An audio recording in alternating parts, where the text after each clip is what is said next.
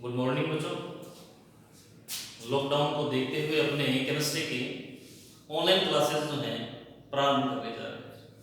मैं सबसे पहले अपनी जो चर्चा करेंगे आपकी बुक का सबसे फर्स्ट चैप्टर है, अध्याय फर्स्ट, और चैप्टर का नाम है बेटा जी ठोस, सॉलिड। ठोस के बारे में बहुत बार पढ़ा है आपने, डेफिनेशन इसकी आप जानते ही हैं। अगर आप परिभाषित करना चाहें ठोस तो क्या डेफिनेशन देंगे, इसी प्रकार से अगर आप परिभाषा देना चाहें गैस की तब क्या डेफिनेशन होगी, और अंत में अपने बात करें द्रव की, लिक्विड। ठोस किसे कहते हैं 10वीं में पढ़ा, 11वीं में पढ़ा, दोबारा से परिभाषा इसकी। ठोस पदार्थ की वह अवस्था है जिसमें परमाणुओं के मध्य प्रबल अंतरांतरिक आकर्षण बल होता है। कैसा बल होता है? प्रबल अंतरांतरिक आकर्षण बल। गैस किसे कहते हो आप? इसमें अपने को कहना पड़ेगा जिसमें अणुओं के मध्य क्या पाया जाए? दुर्बल वान डेर वाल्स बल।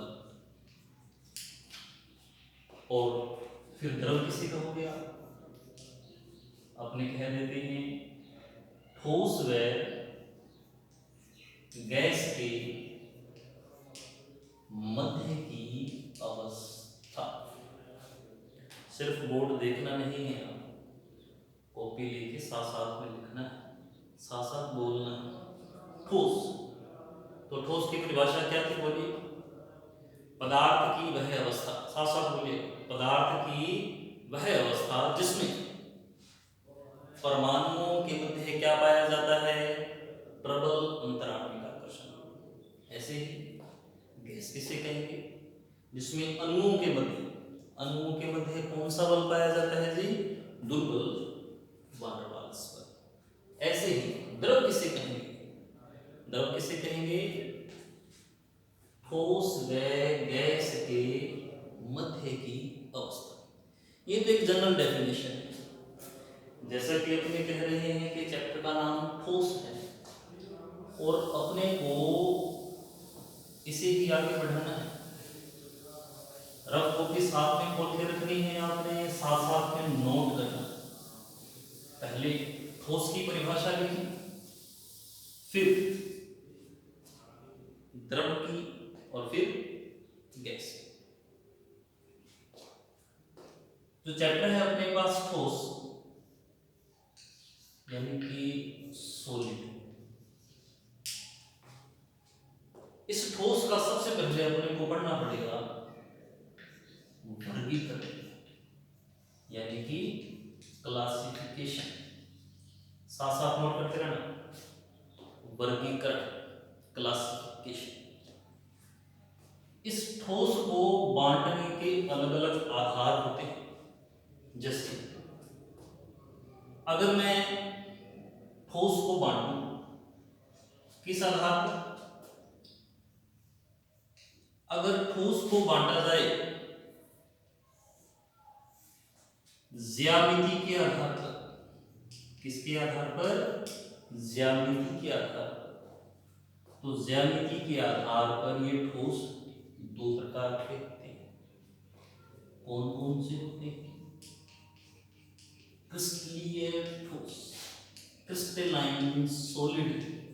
कौन सा ठोस? क्रिस्टलीय ठोस, क्रिस्टलाइन। दूसरे हैं अक्रिस्टलीय ठोस, नॉन क्रिस्टलाइन, एमोर्फस सॉलिड। इसी प्रकार से अगर आप ठोस को बांटना चाहें, वर्गीकृत करना चाहें, बंध की प्रकृति के आधार पर, बंध बॉन्ड, जैसे सह संयोजक बंध, आयनिक बंध, इस आधार पर, किस आधार पर? बंध की प्रकृति के आधार पर। साथ साथ नोट कर लेना है, ज्यामिति के आधार पर तो दो प्रकार के, एक क्रिस्टलीय है और एक अक्रिस्टलीय है। बंध की प्रकृति के आधार पर अगर आप इसे क्लासिफाई करें तो ये होते हैं चार प्रकार। कितने प्रकार के? चार प्रकार। कौन कौन से? सबसे पहले आयनिक ठोस, नाम से चल रहा है बता आपको कि इनमें बंध कैसा होगा। दूसरा सह संयोजक ठोस। तीसरा धात्विक ठोस। और लास्ट वाला आणविक ठोस। कौन सा ठोस?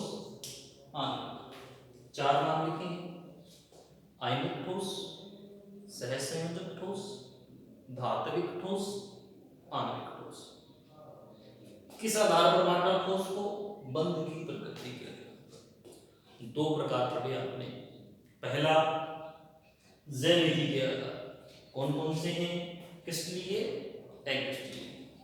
दूसरा बंध की प्रकृति के आधार पर, कितने प्रकार के? चार, आयनिक, सहसंयोजक, धात्विक, आणविक। फटाफट देख लो इसको और अपनी कॉपी में नोट करो। हो सके तो स्क्रीनशॉट ले लें इसका।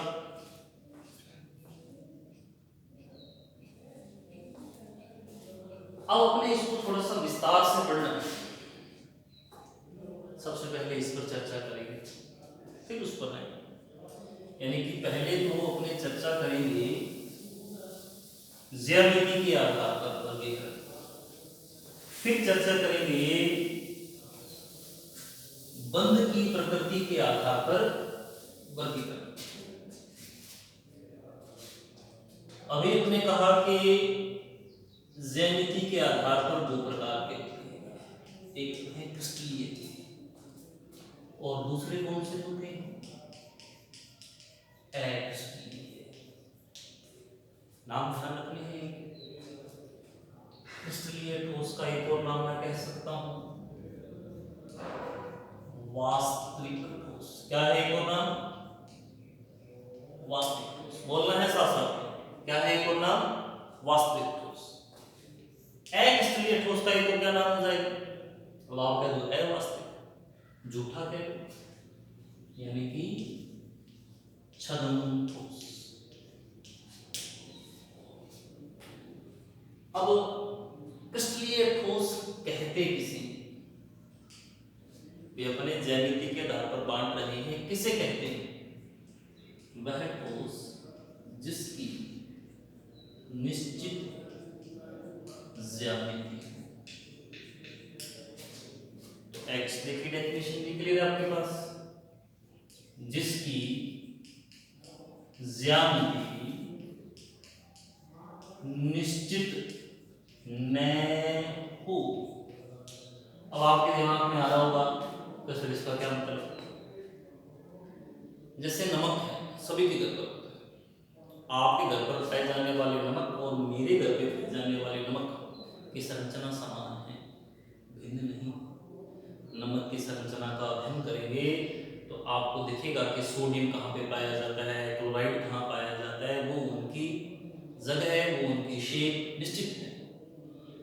इस आधार पर जिसकी ज्यामिति निश्चित है वो क्रिस्टलीय, जिसकी निश्चित नहीं है अक्रिस्टलीय। दूसरी बात,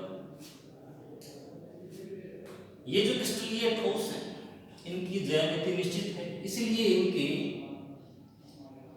जो गलनांक और कवथनांक मेल्टिंग पॉइंट, बॉइलिंग पॉइंट। गलनांक और क्वथनांक निश्चित और उच्च होते हैं। निश्चित और कैसे होते हैं? उच्च। MP, BP, sharp and fix, high. इसी प्रकार से अगर अपने इसकी बात करें, जैसे कि दिख रहा है, गलनांक व क्वथनांक अनिश्चित व निम्न। निम्न मतलब कम, निम्न होते हैं। ऐसे ही आपको बनाना है ऐसे टेबल के साथ, ठीक है। अंतर का अंतर हो जाएगा और इनकी प्रॉपर्टी बाहर आ जाएगी। नोट कर लो, नोट कर लो, साथ साथ पेन कॉपी रखनी है।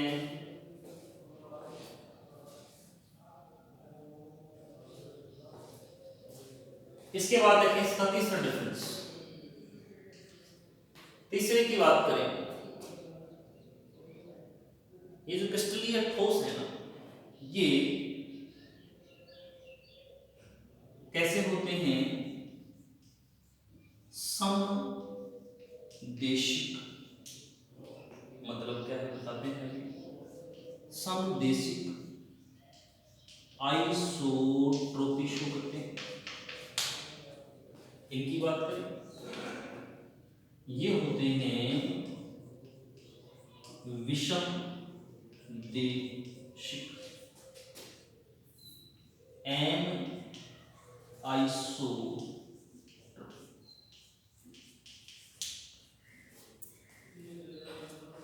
क्रिस्टलीय जो है ये होंगे बेटा जी अपने पास विषम, ये हो जाएंगे। अब आपके मन में आ जाएगा कि सर हमें कैसे पता चलेगा ये सम है ये विषम है? इसके लिए आप एक सामान्य बात, आप लोगों ने मिरर देखा है, कांच जिसमें आप अपना चेहरा देखते हो। अगर मैं शीशे के सामने ऐसे खड़ा हो जाऊं तो जैसा हूं वैसा दिखाई दूंगा। थोड़ा सा दाएं हो जाऊं तब भी मेरी शेप नहीं बदलेगी, बाएं हो जाऊं तब भी, आगे हो जाऊं तब भी, और पीछे हो जाऊं तब भी, जैसा कि आप लोगों को वीडियो में देख। यानी कि शीशे के गुण हैं, चाहे दिशा बदलते रहिए या दाएं बाएं हो जाइए, उसका गुण शक्ल दिखाने का नहीं बदल रहा है, समान है, सम है सभी दिशाओं, समान है सभी दिशाओं। वह ठोस जिसके भौतिक गुण, जैसे कि कुछ विशेष गुण है, दर्पण है, अपवर्तनांक, परावर्तनांक, ये दिशा के साथ नहीं बदले तो वो तो समदेशी। और अगर ये गुण बदल जाए दिशा के साथ तो वो क्या बन जाएंगे? विषम देशिक। अब आपके मन में आ जाएगा कि सर विषम देशिक कैसे मतलब? ये जो मैं उदाहरण बता रहा हूँ बस समझने के लिए, ऑथेंटिक नहीं है। जो डायमंड होता है ना, नकली हीरा, आपने अक्सर देखा होगा बचपन में जब आप खेलते थे उससे, उसको जब आप ऐसे आंख के सामने रखते थे, गोल घुमाते थे दाएं बाएं, कभी कौन सा रंग दिखाई देता, कभी सामने वाले का चेहरा मोटा हो गया, पतला हो गया, यानी कि उसकी दिशा बदल रही है तो गुण बदल रहे हैं। यानी कि वो कैसा है? विषम देशिक। दिशा बदलने से गुण बदलते हैं तो घटना क्या कहलाती है? विषम देशिकता। घटना तो क्या है? विषम देशिकता। और ऐसे ही इसमें अगर बात करें क्रिस्टलीय अक्रिस्टलीय ठोसों में, घटना की अगर बात करेंगे तो समदेशिकता। वैसे समदेशिक मतलब समदेशिक गुण भिन्न भिन्न दिशा में समान, तो क्या बन गया? समदेशिक। इसका मतलब गुण दिशा बदलने के साथ बदलते, दिशा बदलने के साथ बदलते। समदेशिकता विषम देशिकता को डायग्राम से भी दर्शाया जाता है। कैसे दर्शाया? पहले तो ये आपने टेबल बना ली होगी, जहाँ पे इसका स्क्रीनशॉट ले लीजिए आप या नोट कर लीजिए। अब मैं आपको इसको डायग्राम से शो करके दिखाता हूं। डिफरेंस खत्म नहीं हुआ, अभी वो भी अंतर है। देखिएगा, कॉपी साथ में रखनी है, नोट करना है, लेटे लेटे नहीं करना, कुछ बैठे रहे, देखते रहे, सुनते रहे, ऐसा कुछ नहीं। कॉपी पेन चलाएंगे तभी याद हो पाए। अब देखिए, अगर अपने डायग्राम से शो करें विषम देशिकता,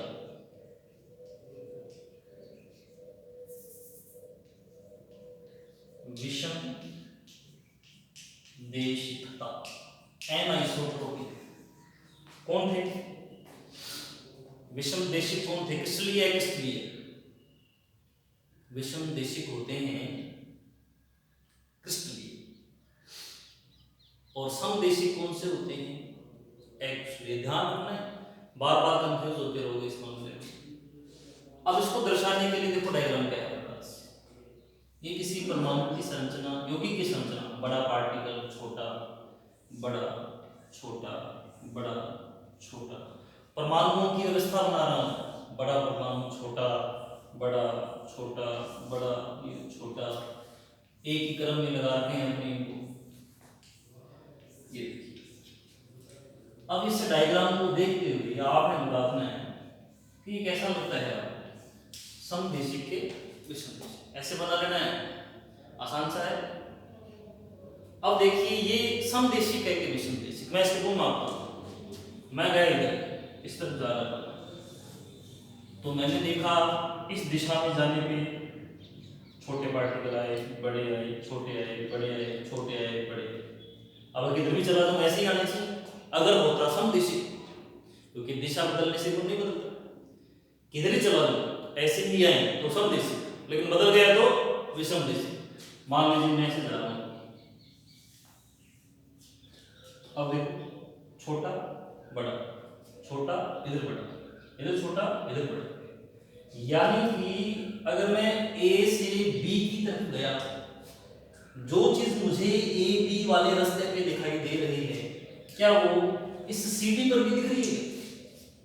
वैसा नहीं। जैसा ए बी पे दिखाई दिया, क्या वैसा सीडी में दिखाई दिया? बिल्कुल नहीं दिखाई दिया। मतलब दिशा बदलने से गुण बदल रहे। ये डायग्राम है किसका? विषम देशिकता। ऐसे कह सकते हो विषम देशिक घटना, विषम देशिकता। बना लो, स्क्रीनशॉट ले लो इसका, स्क्रीनशॉट ले लिया करो, जल्दी बन जाएगा। बना ले। अब देखिए, स्क्रीनशॉट ले लेना इसका। अब और भी अंतर है। आपने देखा क्रिस्टलीय, अक्रिस्टलीय ठोस में आपने जो अंतर पढ़ रहे हैं, उसका अगला अंतर देखिए, अगला डिफरेंस देखिए। अगले डिफरेंस की बात करूं, इस तरफ आपने लिखा था बेटा जी क्रिस्टलीय ठोस, इधर क्या लिखा था? अक्रिस्टलीय।